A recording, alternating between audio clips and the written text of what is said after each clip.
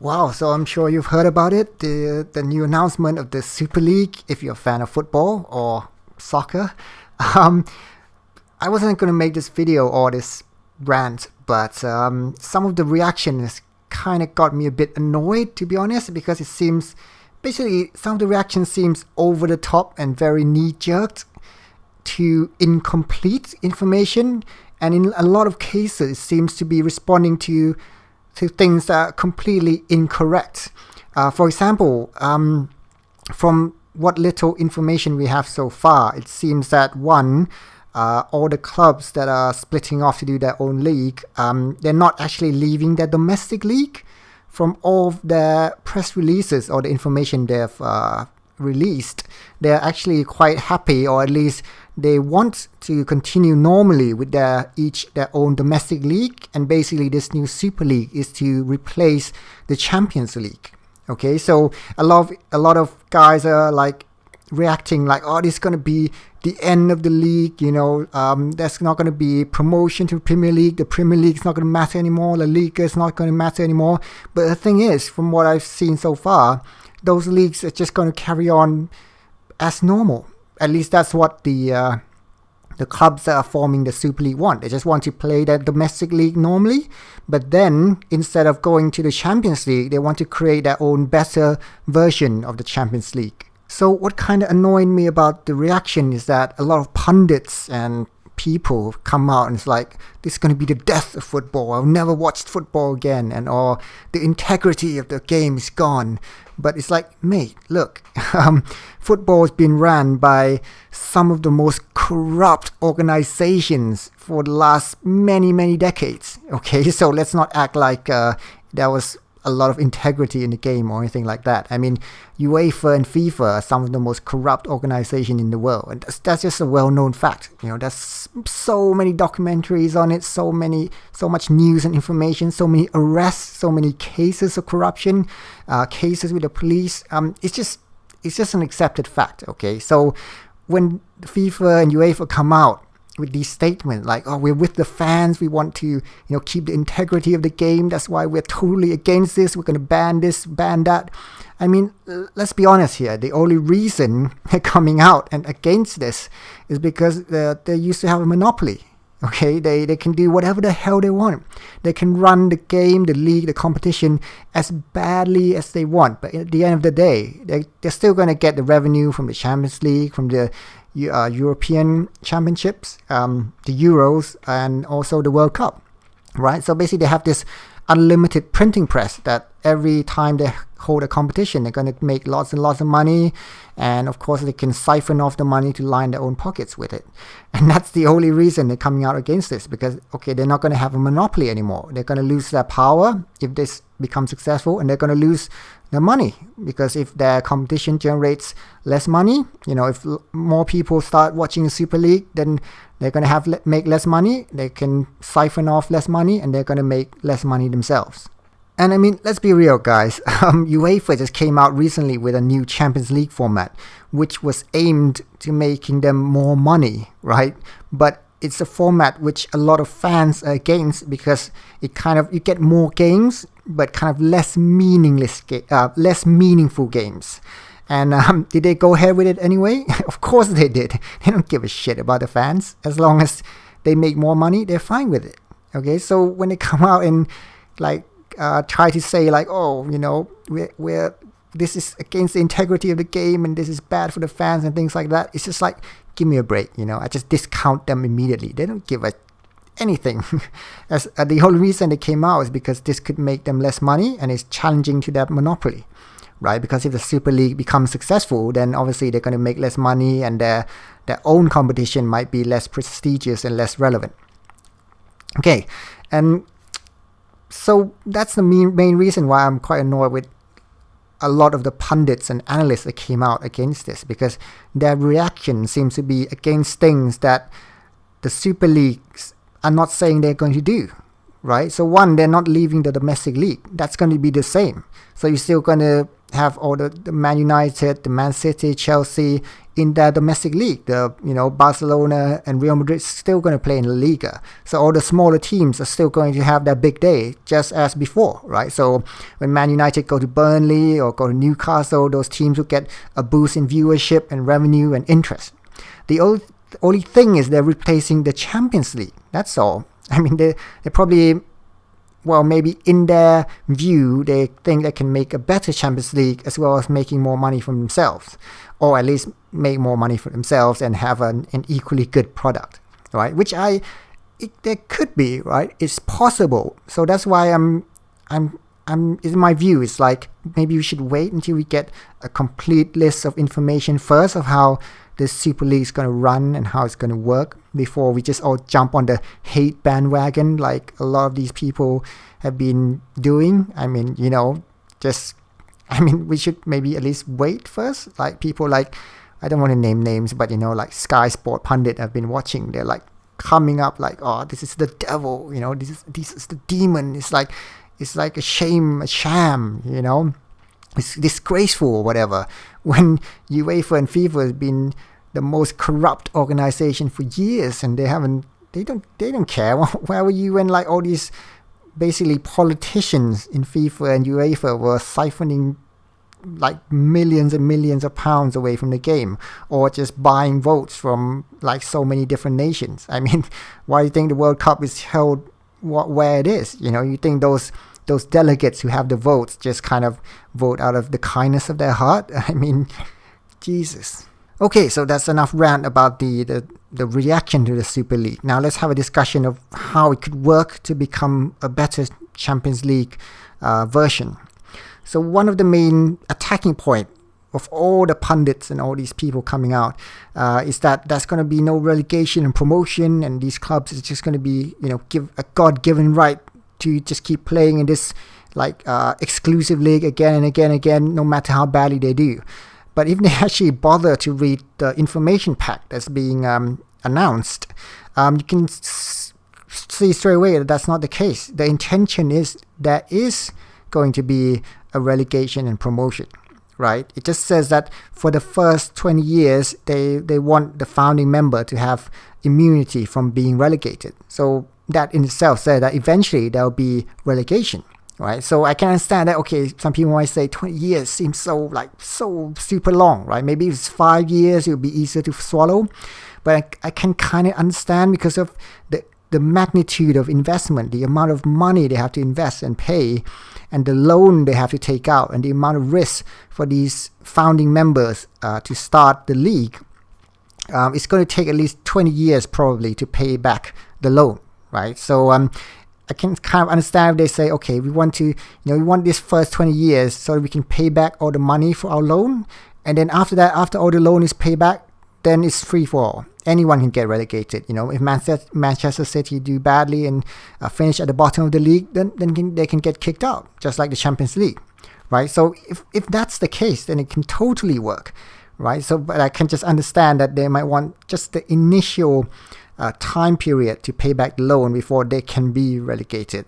And I mean, all the pundits seems to ignore this, which I'm not sure if it's being ignored on purpose or they're just being paid by FIFA and UEFA just to come out and condemn the league. So I'm just not sure. Now let's say the Super League has 20 teams in total, and 5 of the teams will be relegated at the end of each season. I think that could actually work to be better than the current Champions League format, where there's a lot of dead rubber games, where it's just like, I don't know, Manchester United playing Sparta Prague or whatever. If you just look at the numbers, right, it's just, no one really cares, to be honest. You can get more viewership from Manchester United playing, I guess, Man City or Liverpool. You get huge numbers compared to that. So what I'm saying is, they want the Champions League to go back to being the top of the top teams in the world, which or at least in Europe, right? Which the Super League can eventually expand to the entire world. Now, let's just do this. Let's just hear me out. If, let's say, at the end of each season, 5 teams get relegated, and then for the new teams to come in, we will only take the champions of each league. So it's going to be a proper Champions League, right? So I'm not sure how many leagues there are in Europe. Let's say, I don't know, 30. Let's just say 30 for the sake of it, right? So at the end of each season, the 30 teams going to play maybe a knockout tournament to get into the Super League.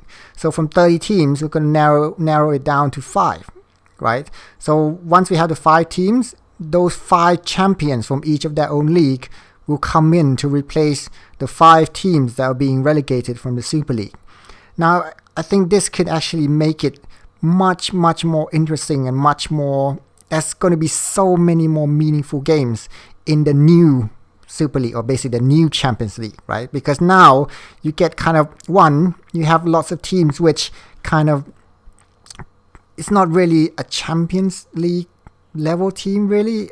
Some of the teams are just not, they're not there. They're probably even worse than some of the domestic league. You get teams that are probably worse than the bottom half of the English team or the Premier League playing in the Champions League, which obviously that's not what we want, right? We want the creme of the creme, the best of the best. So what this will do is at least we're going to have the champions of each league play a knockout tournament, which that in itself is going to generate much more interest than the dead rubber group games, right? Because all of the people will be watching okay, is my team going to get into the Champions League? My team going to get into the Champions League? And then there's so much more at stake than just some useless group games in the first stage of the Champions League, because so many of the teams these days that you have stagnation teams, like Arsenal used to be for a period of time, where their objective of the season is just to finish, top 4, maybe finish 3rd, finish 4th, and then get into the Champions League, and they automatically get money. So the objective every year is just, okay, let me just finish 4th and get into the Champions League, play the group stages, doesn't really matter, we'll probably get knocked out. And if we don't get knocked out, then, that's a bonus. Maybe you get to the knockout stages, get to play 2 more matches, get more money, and then we probably just get knocked out the last 16 stage. And then next year, just repeat, finish 4th again, go to the Champions League, get knocked out of the group stage. And that's basically, that's the kind of thing that we don't want, right? We want the best of the best. So if we do it like this, first of all, we're only going to get the champions of each league, and then the knockout tournament to get into the Super League is going to be much more exciting and meaningful, because the stakes are so much higher, and it's going to be like a knockout straight away. And then on top of that, once they make it to the Super League, then basically we're only getting the best of the best. Another good thing about this format is that it could help settle the debate of which is the best league in the world. We hear a debate all the time, Spanish league are weak, that's why Barcelona and Real Madrid are always doing well. Then Barcelona can never cope with the physicality of the Premier League. If they were in the Premier League, they wouldn't be as dominant as they are. Well, this Super League is going to help settle that, right? So if, let's say, after a few years, all the English teams keep getting relegated from the Super League, and all the team from the Spain are qualifying to replace these English teams. After 5 years, maybe we'll end up with 7 Spanish teams, and then we can just say for definitely okay, we have to admit right now the Spanish teams and the Spanish leagues are the best in the world, because they're just better than everyone else in the Super League, because one thing people always say is that with a league, at the end of the season, the winner is probably deserved of the award, because it's so many games played. It's not like a knockout competition where you can have a good run, you just get in good form at the right time, win 4 games in a row, and then you're the champions of the Champions League, right? But if it's a Super League where everyone have to play everybody else many times, then at the end of the day, the winner probably deserved of their place, and the people in the relegation zone are probably deserve to be relegated, right? So this is definitely going to help settle a debate of which league is the best in the world.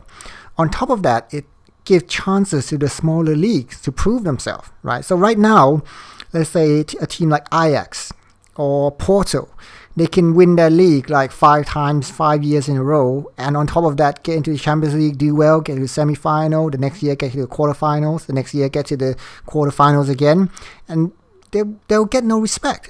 They'll always be that underdog story that happens to get a lucky run in the Champions League, right? No matter how many domestic league they win and how well they do in the Champions League year after year, there will always be that kind of that outsider, that fringe team that kind of, okay, they're good in their own little league and they kind of do well in the Champions League, and that's about it.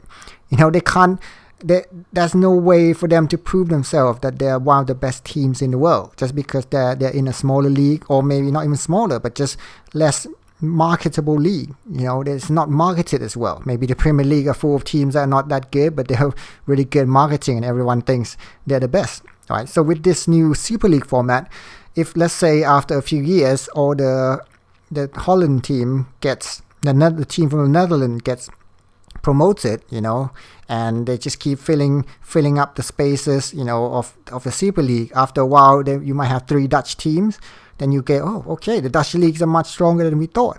Or if like the Ajax keeps finishing at the top of the Super League, then we start to think, maybe the Netherlands, the league are not as the Eredivisie are not as weak as we thought. They keep doing well against all these Barcelona, Man City, Chelsea, Tottenham, or whatever. We have to start giving them respect. Also, one other thing that I really hate about the current Champions League format is that the smaller teams that have been dreaming for their whole lives to get into the Champions League. I remember Everton got in once, and maybe when Leicester won, right? So straight away, the desire of those players are like, okay, I wish, it's my dream to test myself against like Barcelona and Real Madrid and like these best teams in the world, the biggest team, PSG and things like that. And sometimes you can just get draw that you get teams that are not that big or not that great at that moment in time. They might get like Inter Milan, who are struggling at the moment, and they might get Ajax, who are from a smaller league, and they're like, oh man, I waited my whole life to get into the Champions League. I wish I have draw against Barcelona or Real Madrid to test myself, things like that. And maybe they get a smaller team, maybe an Inter Milan, and they just happen to have a bad day in the knockout stage and play 2 matches and they're out, right? With this Super League, at least once you get in, you get a proper chance to prove yourself. You get, let's say, 38 matches to play all of the best teams in the world. And at the end of it, if you get relegated, then you're like, okay, I can accept that. We're just not as good as them. But with the current knockout format, if they, keep drawing these smaller teams, you don't even get a chance to play like the biggest, the best players in the world that you've always dreamt of. So with this new format, at least if you get in finally, you get your deserved and proper goal at the best teams in the world. Well, anyway, guys, that's pretty much my thought on the new Super League, which I'm kind of interested in, and I kind of want to wait for the entire detailed information of how the founders are intending to run this league. And I thought it's at least worthwhile to hear them out. Because it is possible maybe that we'll get a better Champions League format, right? So we should at least listen to what is actually what their plan is before we condemn it. So that it just kind of annoyed me that a lot of people came out like just straight away with knee-jerk reaction to condemn like the proposal, and like all these fans follow suit, and then they're holding demonstration. I don't know if it's all this is because of the UEFA and FIFA propaganda machine trying to, incite this amount of hatred to try and stop this new Super League, because maybe they try to, I know, maybe they could pay some of the pundits to come out against it and then incite the fans to protest against it, which is in the end just it's just in the interest of FIFA and UEFA. They're the one who's benefiting, really. The fans, are they really benefiting from this protest? Is the Super League going to really affect their club? I'm not sure, because as I said, the truth is they've announced that they'll remain in the domestic league. All these big clubs will remain in the domestic league. They just want to replace the Champions League. But the way UEFA and FIFA are spinning it, and maybe these pundits are speaking, it's as if they're going to leave that domestic league and go and form their own league, which they can't be relegated from. And again, they've said that after a certain time, then the founder club will be able to be relegated just like anyone else. So I'm not sure why there's such a angry reaction, and so much hate right now. It could be the PR machine, but anyway, everything is still out. The jury is still out, and the information and details is remain to be seen if it's going to be a good tournament or not.